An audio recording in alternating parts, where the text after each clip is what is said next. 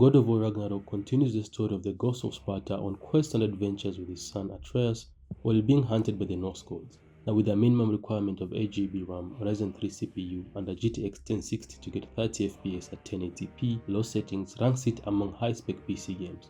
So what settings should we tweak for smooth gameplay? Why does it stutter, lag or even crash midway? And what should we do to achieve at least 30 FPS on a low-spec PC? I'm Mr.CanIplay and welcome back to my channel where I do low-spec gaming PC tutorials. Now the goal is to get you to play any game that you want on a low-end device.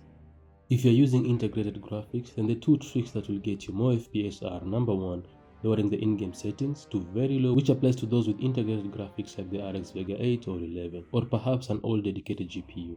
The in-game settings gives us multiple options to tweak to our liking. Now the good news is, even at low settings, the game is still visually stunning. So let's check the most important ones and see what changes they bring.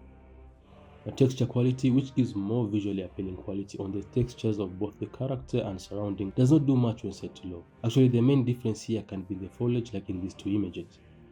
Now shadow quality for very detailed shadows massively boosts FPS on low settings, and in comparison to ultra settings, the shadows in low settings are not detailed to show exactly how the proper image is, but these settings takes a huge toll on your GPU with a reduction of 13% when set to low. Reflection quality for quality of reflected images on reflective surfaces does not reflect the entire image of the reflected surfaces when set to low. Now lighting, which is for the quality of light, does not render distant lit areas when set to low.